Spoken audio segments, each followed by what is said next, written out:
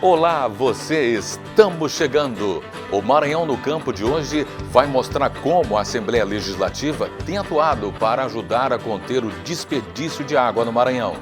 E uma audiência pública que discutiu os principais pontos do sistema de licenciamento ambiental no estado.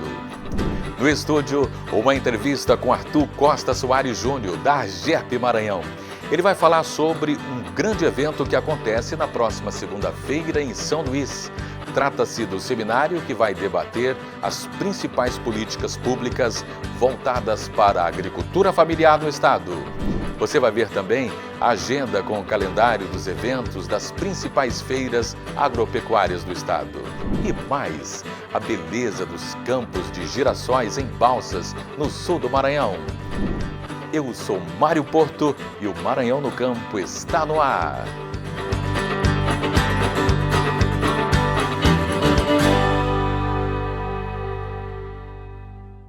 E a gente começa o Maranhão no Campo mostrando que o Maranhão está entre os estados brasileiros que mais desperdiçam água.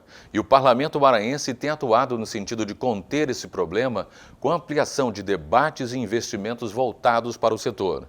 A reportagem é de Luísa Nunes. Uma torneira aberta por 1 minuto representa de 12 a 20 litros de água potável indo pelo ralo. Um gasto desnecessário que traz consequências graves para o meio ambiente. No Brasil, as taxas de desperdício do líquido mais precioso para a humanidade são altas. E o Maranhão não fica para trás nas estatísticas. São Luís é uma ilha cercada de água. No Maranhão são 10 bacias hidrográficas que abastecem o estado. Apesar disso, é o 5º em desperdício de água. A possível razão, má gestão dos recursos hídricos e uso exacerbado no ambiente doméstico. Apesar do planeta ser composto 97% por água, apenas 3% são água doce, pouco mais de 2% estão nas geleiras e 1% está disponível para consumo. O Brasil todo desperdiça muita água. Segundo o Trata Brasil, o Brasil desperdiça cerca de 38% ou 40% de toda a água tratada, produzida. O Maranhão, então, São Luís, por exemplo, nós estamos aqui em São Luís, chegamos, segundo dados da CAEMA, nos perdemos desde 60% ou 70% da água. Iniciativas que visam o controle de desperdício devem ser destacadas. A Assembleia Legislativa do Maranhão é o único órgão público que conta com uma estação de tratamento de efluentes. O trabalho feito no ET proporciona a reutilização da água para outros fins, evitando o desperdício. A estação de tratamento de efluentes da Lema, ela trata todo o esgoto gerado através do sistema biológico. E toda essa água tratada a gente reutiliza na área verde da Lema. Então, portanto, a Assembleia não só ela evita o desperdício de água, fazendo o tratamento desse esgoto para a reutilização da água, ela também contribui evitando a contaminação das nascentes, dos rios, dos mares. Mas você também pode fazer a diferença. Atitudes diárias no ambiente doméstico, como fechar a torneira enquanto escova os dentes ou ensaboa a louça e reaproveitar a água da chuva, ajudam na preservação da água potável no mundo. Vamos ser racionais, gente. Não é possível que aí, no século XXI, a gente ainda consiga desperdiçar água.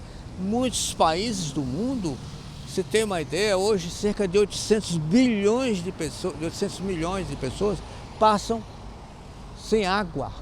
E o Brasil tem água, graças a Deus, fora a água subterrânea, né? Que nós temos aí um potencial muito grande. Então precisamos ser racionais. Essa expressão racional vamos utilizar, ser inteligente, ser educado, para não desperdiçar água. Essa é uma responsabilidade de todos nós, mas vai além das iniciativas das autoridades do poder público. Mais do que nunca, é preciso consciência das pessoas e que cada um faça a sua parte no processo de preservação de um dos bens mais preciosos do planeta.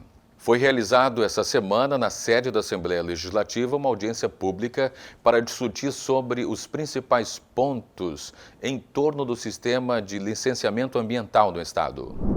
A audiência foi realizada no plenarinho e reuniu deputados estaduais, o secretário estadual do Meio Ambiente, Pedro Chagas, além de representantes da sociedade civil e do SEBRAE. A discussão girou em torno da dinâmica do sistema de licenciamento ambiental do Estado do Maranhão. O convite para o secretário estadual partiu do presidente da Comissão de Assuntos Econômicos da Assembleia, deputado Francisco Najib. Convidamos aqui Dr. Pedro Chagas, o secretário de Meio Ambiente, com toda a equipe jurídica do Meio Ambiente, também seu Celso Gonçalo, presidente do Conselho Deliberativo SEBRAE, na tratativa de facilitar, desburocratizar, transformar portarias em leis, em projetos de leis, para que tenhamos um meio ambiente resolutivo, um meio ambiente que facilite a vida do investidor, mas também preserve e crie cada vez mais as políticas de preservação ambiental. Os deputados Neto Evangelista e Fernando Braide ressaltaram a importância do debate promovido pela comissão. Importante, essa reunião é um encaminhamento de um encontro que nós tivemos com o presidente do SEBRAE, Dr. Celso Gonçalo, vendo a necessidade de qualquer investimento para poder chegar no estado do Maranhão, é necessário a participação do meio ambiente. Então hoje nós convidamos o secretário de Meio Ambiente para buscarmos soluções de desengessar, desburocratizar o processo de licenciamento. Mais uma audiência muito importante, não só para casa, mas também como para o nosso estado, o desenvolvimento do nosso estado, hoje tratando temas importantes como o licenciamento, que no caso vem se referir ao desenvolvimento sustentável para o avanço do nosso estado. Já representantes do SEBRAE destacaram a importância de facilitar as liberações para o licenciamento ambiental, a fim de atrair investimentos para o estado. É uma grande alegria e um momento assim, de muita confiança, de muita esperança de que a gente consiga avançar muito nesse entrosamento do poder público com o poder privado. E a gente tem visto que aqui na Assembleia há essa possibilidade grande. O SEBRAE participando desse processo, o Sistema S como um todo, e aqui junto com a Assembleia Legislativa, a tendência é que, unindo forças, cada vez mais as pessoas no nosso estado, empreendedores, passam a ter oportunidades e vejam os seus empreendimentos crescendo e se desenvolvendo. Durante a audiência, o secretário Pedro Chagas respondeu às perguntas dos parlamentares e apresentou os novos procedimentos adotados pela secretaria para agilizar o processo de licenciamento ambiental do Maranhão. Que a gente tenha uma propaganda positiva da SEMA, a gente mostrou que a gente pode ter propagandas positivas e os deputados prontamente se comprometeram a isso. Isso é um compromisso, isso é uma determinação do governador Carlos Brandão, que a gente tenha uma secretaria cada vez mais célere, mas também cada vez mais próxima da Assembleia Legislativa por meio da presidente Iracema. No programa de hoje, a gente recebe para o nosso bate-papo no estúdio Arthur Costa Soares Júnior. Ele que é diretor de Desenvolvimento Rural e Sustentável da ARGEP. E vai falar com a gente sobre o seminário que acontece na próxima segunda-feira, dia 10. O evento traz várias discussões referentes à agricultura familiar do Maranhão. Bom dia, seja muito bem-vindo, Arthur. Satisfação imensa recebê-lo. Satisfação estar aqui no evento. Fala um pouquinho desse evento que é para conscientizar os produtores sobre o CAF. Tá. Ao longo das últimas semanas, a demanda por esse cadastro, que é o Cadastro Nacional da Agricultura Familiar, ele é um cadastro que ele veio substituir a antiga declaração de aptidão ao PRONAF. Voltando um pouquinho no tempo, a declaração de aptidão do PRONAF ela foi instituída em 1997, quando do Programa Nacional de Fortalecimento da Agricultura Familiar. E a partir desta declaração, os agricultores familiares passavam a acessar todas as políticas públicas e programas direcionados para a categoria. E esse número de políticas aumentou muito de 97 para cá. Hoje nós temos mais de 15 políticas só a nível federal, tá? Fora as políticas estaduais, como o PROCAF, que é o Programa de Compra da Agricultura Familiar, que é operado pela SAF. Mas foi visto que essa declaração ela não tinha mais tanta segurança para caracterizar aquele agricultor familiar. Então, pessoas que não eram agricultores estavam acessando, já que a rede era falha. E quando foi em 2007, foi instituído o cadastro da agricultura familiar. E a partir desse cadastro, Um novo sistema foi implantado, e esse novo sistema, além das informações que ali são lançadas, você tem que colocar a comprovação. Então ele se tornou um sistema muito mais seguro para os cadastradores e para os agricultores familiares. E esse cadastro que é a porta de entrada a todas as políticas da agricultura familiar hoje vigente. Quer dizer, um cadastro extremamente fundamental para o agricultor, principalmente essa é uma política pública voltada para a agricultura familiar. Nós estamos falando dos pequenos e médios produtores. Isso. E nesse caso, são aqueles agricultores que têm mais da metade da mão de obra empregado dentro do estabelecimento agropecuário é da própria família. Isso é uma característica da agricultura familiar. Uma outra característica é que mais da metade da renda bruta oferida por a família tem que ser da atividade agropecuária, embora eles possam ter atividades externas do estabelecimento, mas mais da metade tem que vir do estabelecimento agropecuário. Eu tive a oportunidade de conhecer os kibbutz em Israel e é muito parecido com a agricultura familiar, porque são famílias, o governo predispõe essas políticas públicas, dando aos agricultores a possibilidade de ter os seus filhos em creches, incentivos para a universidade e tal. Então, seria mais ou menos isso que está acontecendo aqui no Maranhão? Isso, tá. Como eu falei, existem mais de 15 políticas a nível federal, tá, que atende a agricultura familiar, como o próprio Pronaf, que foi a origem desse apoio, tá? Nós temos hoje o Minha Casa Minha Vida Rural, que surgiu agora, inclusive uma portaria, que as portarias foram editadas agora dia 20 de junho. Essa é uma política nova. Essa é uma política nova. Nós tínhamos o Programa Nacional de Habitação Rural, vinculado dentro do Minha Casa Minha Vida, mas agora, este ano, eu tenho Minha Casa Minha Vida Rural, direcionado a esses agricultores familiares. E a porta de entrada é ter seu cadastro dentro desse novo sistema, que é o CAF. A gente conversava aqui nos bastidores e um exemplo muito inspirador para mim e emblemático foi Itães. Okay. E você conheceu antes, durante e depois, né, o desenvolvimento, a transformação social para os produtores rurais, que hoje são piscicultores lá em Itães. Né? Ok. Itães é um exemplo que o Maranhão pode ter de um arranjo produtivo local, APL. O que nós temos hoje no Maranhão são muitos aglomerados produtivos, produtores que se aglomeram em torno de uma atividade econômica. Mas Itães tem um diferencial, que é uma governança feita ali por aqueles produtores. E isso é um indicativo que eu tenho um arranjo produtivo local, que hoje eu encaro como um espelho para outras regiões do Maranhão para se desenvolverem, para chegar naquele nível de produção e organização. E a gente tem o protagonismo da AGERP nessas políticas, em outras, e é fundamental que o produtor que está nos assistindo realmente alcance essas políticas públicas através desse trabalho da AGERP, que é do fomento e também da qualificação desses produtores. Tá. Falando da AGERP é a Agência Estadual de Pesquisa Agropecuária e Extensão Rural, é o órgão oficial de assistência técnica e extensão. E só caracterizando o que é isso é um serviço de educação não formal, tá? A gente tem que entender que a assistência técnica é isso. Por quê? Porque o que a instituição leva é conhecimento. E que tipo de conhecimento? Conhecimento para se organizar, conhecimento para produzir. Só para se ter uma ideia, hoje mais de praticamente 90% do público atendido pela AGERP é um público que está naquela categoria de pobreza, extrema pobreza. Por quê? Porque o médio e o grande produtor tem capacidade de pagar a sua assistência técnica, sua extensão rural. Mas o nosso público é um público que não tem essa capacidade. Então o governo entra, no caso o órgão de assistência técnica, acompanhando, organizando, levando informações sobre tecnologias de produção, que a primeiro momento é para uma garantia da segurança alimentar. Nós temos falado muito nos últimos meses sobre combate à fome, então a AGERP está no caminho certo, tem um público específico. Tá? Então a gente está buscando contribuir também para o combate a esse grande mal que nós temos hoje, que é a fome. Na segunda-feira, além dessa questão do CAF, do cadastro, vai discutir o que mais nesse seminário? Tá. A ideia é que o cerne da discussão é o cadastro. Certo. Mas também a gente quer demonstrar que, a partir do cadastro, eu tenho políticas importantes hoje sendo discutidas, tá, para os agricultores.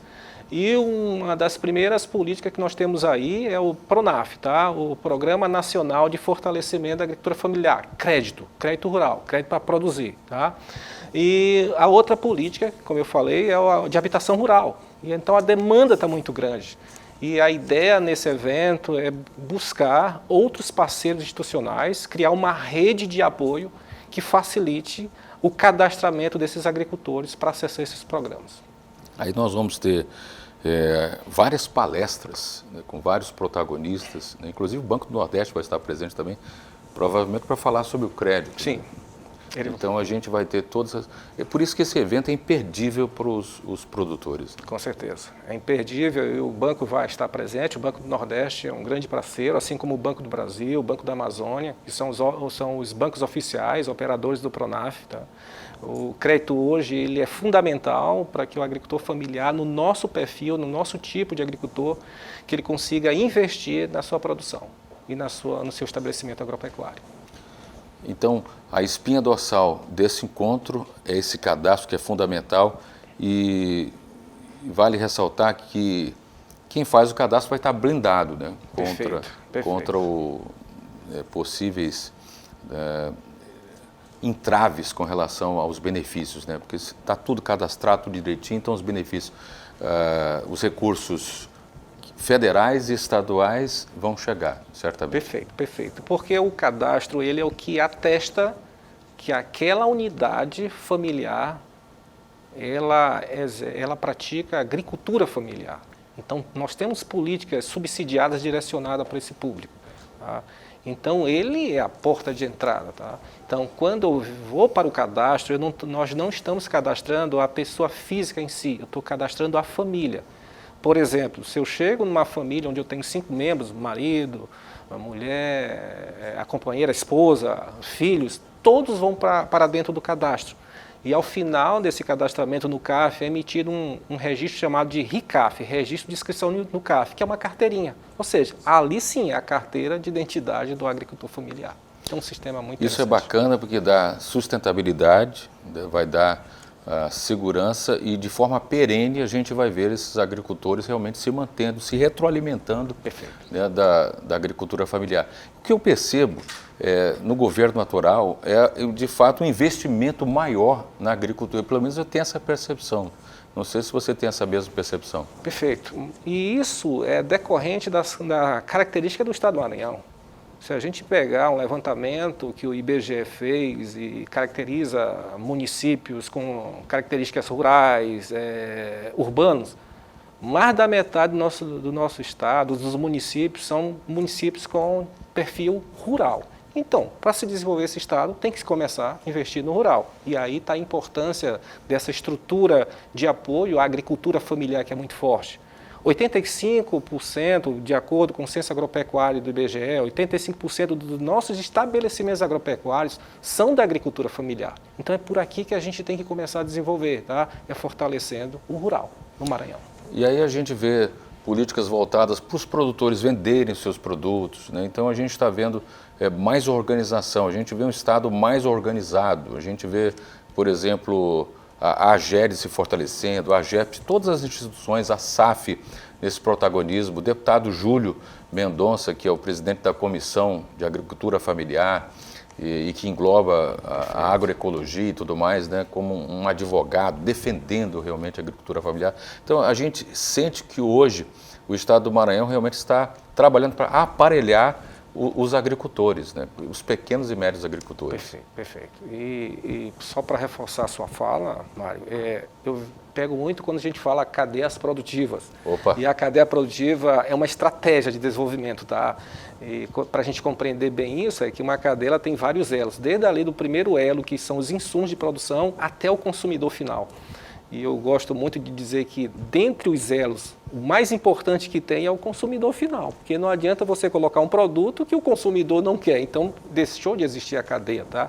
E por que eu coloco isso? Porque vem o entendimento dos apoiadores da cadeia, e o Estado é um apoiador. O Estado, como a AGERP, como a SAF, como a SAGRIMA, como a SET, todos os órgãos que hoje compõem o Estado, nós não estamos dentro da cadeia, nós não somos operadores, nós somos apoiadores. Então a gente age como se fosse um catalisador dinamizando o processo de desenvolvimento dessa cadeia. Recentemente nós tivemos aqui um evento onde se fortaleceu mais uma vez as políticas da agricultura familiar com o estabelecimento da frente parlamentar. E mais uma vez a Casa Legislativa abre as suas portas, né, para receber esse seminário que vai acontecer na segunda-feira.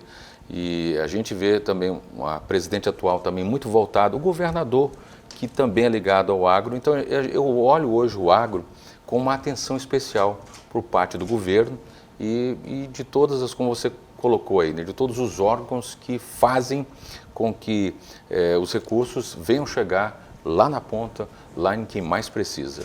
É isso. E a AGERP, principalmente, né, tem esse protagonismo aí, como você falou, o público-alvo da AGERP, né, é quem mais precisa. O apoio da Assembleia está sendo importante aqui na figura da presidente, a deputada Iracema, que na segunda-feira teve uma conversa com o nosso presidente, o Sandro Montenegro, que esteve aqui presente, e foi definido esse evento agora na próxima semana, dia 10 de julho.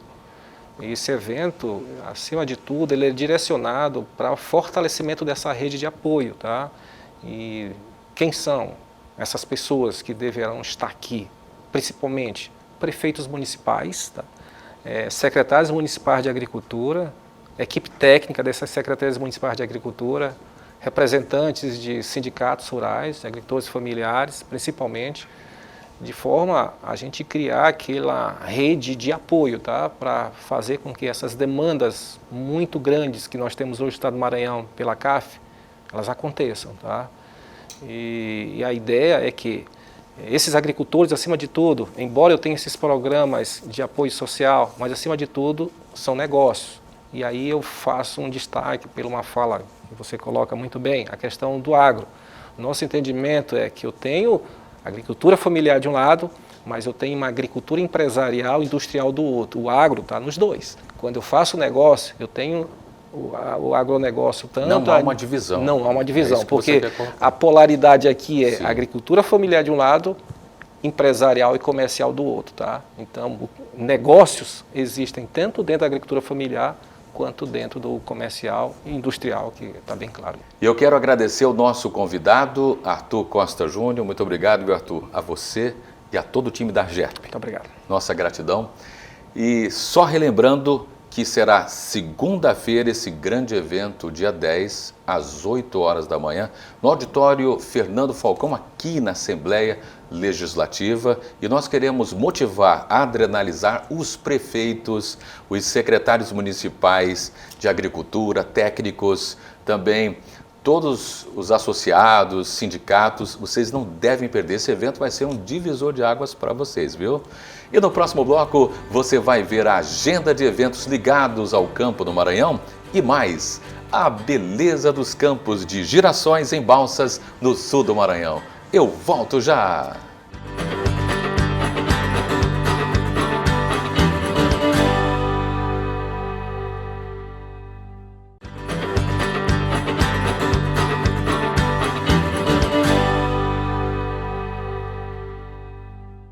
Estamos de volta e agora vamos à nossa agenda com o calendário dos eventos das principais feiras agropecuárias que acontecem no estado. Confira o calendário das feiras agropecuárias de 2023.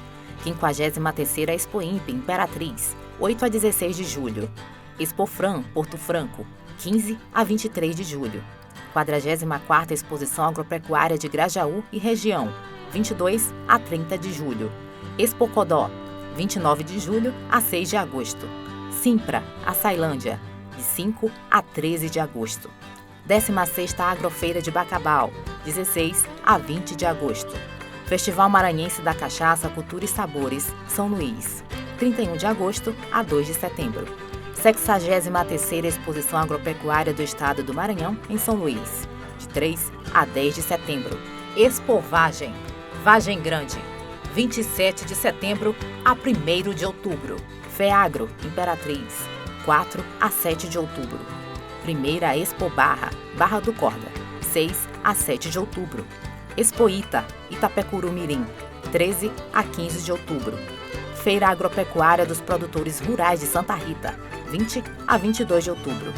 Expo Capril, Bequimão, 8 a 12 de novembro. Expo Chapadinha, 1 a 3 de dezembro.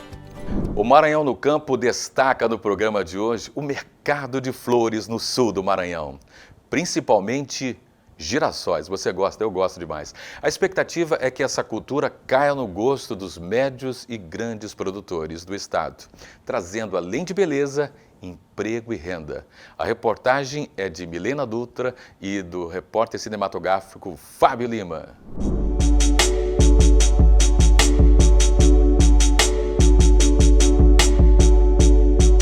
Eles foram inspiração para um dos artistas mais famosos do mundo. No século XIX, o holandês Van Gogh fez diversos quadros com a mesma ilustração, girassóis. O pintor era apaixonado por esta imagem. O girassol também já inspirou poemas e músicas. Aqui no Brasil, Girassol, de Alceu Valença, foi produzida nos anos de 1980 e ainda faz sucesso. A canção Girassol, de Priscila Alcântara e Whindersson Nunes, de 2019, é uma das mais ouvidas nas playlists, com uma mensagem de valor à vida e cura interior. Mas por que será que esta grande flor amarela mexe tanto com o ser humano? Pela cor fascinante, pela sua peculiaridade, a busca constante pela luz do sol.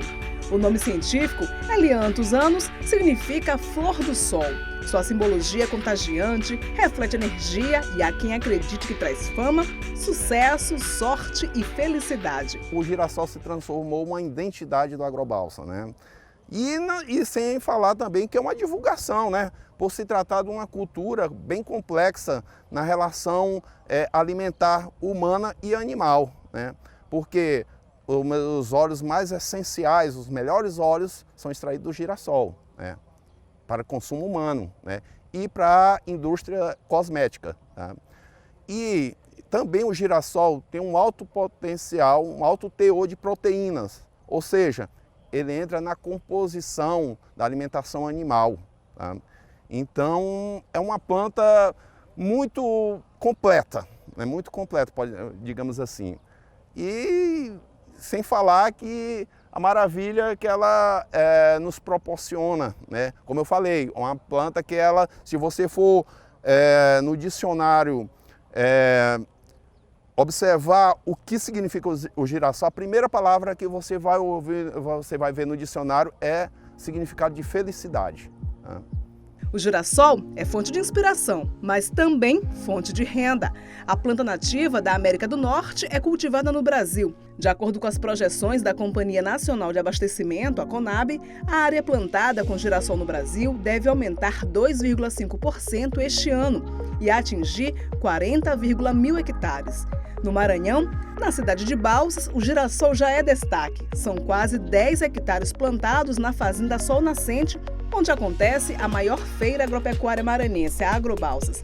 A cidade, principal produtora de soja e milho do estado, tem aberto os campos para outras culturas, entre elas o girassol, com incentivo da Fundação de Apoio à Pesquisa do Corredor de Exportação Norte, a FAPSEM. Se tornou lenda, se tornou uma parte do turismo para a nossa região, onde pessoas vêm de diferentes regiões, municípios, estado e não saem daqui sem tirar uma foto dos girassóis do Agrobalsas. Mas como deu para perceber na entrevista com um dos maiores pesquisadores, que é presidente da Federação Brasileira do Plantio Direto, essa cultura serve no esquema de rotação com outras e vai garantir o alimento ao solo, porque o solo tem fome e nós temos que prover de alimento tanto o girassol como a crotalária, como outras que estão aqui expostas nas vitrines vivas da cultura, como também fazendo parte da segurança alimentar. O mundo caminha para mais de 9 bilhões de habitantes na Terra e nós temos que prover com essas fontes proteicas. Nos últimos anos, a plantação de girassol aqui no espaço da Agrobalsas, na Fazenda São Inocente, tem sido objeto de estudo de grandes pesquisadores e estudantes da área. E o objetivo é justamente esse, é incentivar a produção desta nova cultura em parceria com outras plantações que já existem, como a de soja, por exemplo. A ideia é tornar o girassol fonte de renda, de emprego e que ela também movimente a economia agrícola de toda a região. O girassol é uma planta da qual tudo se aproveita. De fácil cultivo, resistente à seca e ao aparecimento de pragas no plantio, é repleto de nutrientes. Além de ser bastante comercializado por sua flor, o grão pode ser dado ao gado, pois possui vitaminas e proteínas importantes para a dieta dos animais. Já as sementes são rações nutritivas para os pássaros e para as abelhas, importante no processo de polinização. Na alimentação humana, a planta é utilizada para a extração de óleo e farinha. O óleo do girassol está presente ainda nos segmentos farmacêutico e cosmético. O girassol é também matéria-prima para a fabricação do biodiesel, fonte de energia renovável e limpa para o meio ambiente. Embora no Brasil o girassol ainda não tenha uma expressão grande em área de plantio, mas ela é uma das culturas também mais reconhecidas no mundo como produtora de óleo, uma oleaginose de alto valor, com óleos insaturados, excelente para a saúde humana e muito utilizado no consumo humano. E além da produção de óleo, também a questão de produção de torta, depois que se extrai o óleo, né, toda ela é aproveitada, não se perde nada. E além disso também ela tem importância, toda a planta ela não se perde, a semente, tudo que se produz, produção de outros itens, né, farmacêuticos, itens industriais, inclusive cosméticos, como a gente sabe, né? E além disso tem uma grande importância econômica para a ciclagem de nutrientes, né? Ela também faz parte do rol de plantas de serviço, então ela presta um serviço para as culturas subsequentes, né? Então, melhorando a parte do campo, tendo uma boa produção agrícola e tendo resultado econômico na produção industrial, isso gera retorno para a sociedade, para o produtor rural e também para todo consumidor. Se comparado com a soja, o plantio de girassol ainda é tímido no Maranhão, mas a projeção é que esta cultura caia no gosto dos médios e grandes produtores do estado. Pode ser cultivado o ano todo. O nosso clima tropical favorece. A ideia é que o girassol germine por aqui, traga renda, gere um emprego e ainda mais beleza e poesia aos campos agrícolas maranhenses. Girassol, quando a gente fala em girassol, por que o nome girassol? Porque ele faz o seguinte, essa cabeça dele acompanha o sol conforme o horário do dia. Ela vai circundando, acompanhando o sol, por isso o nome girassol, né? Devido ao formato do sol e ele acompanha a luminosidade do sol, né? Então esse é um dos significados da palavra girassol.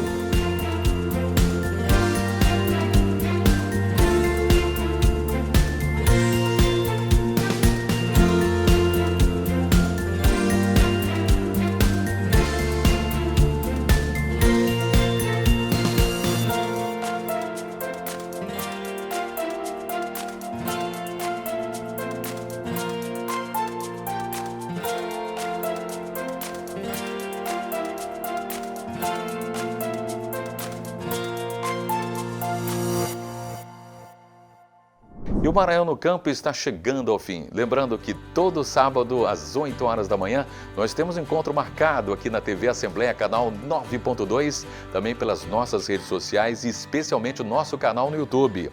A reprise acontece aos domingos, às 8 horas da manhã. Muitíssimo obrigado pela sua companhia, audiência fiel e multiplicadora. Um forte abraço, força sempre. Até o próximo programa.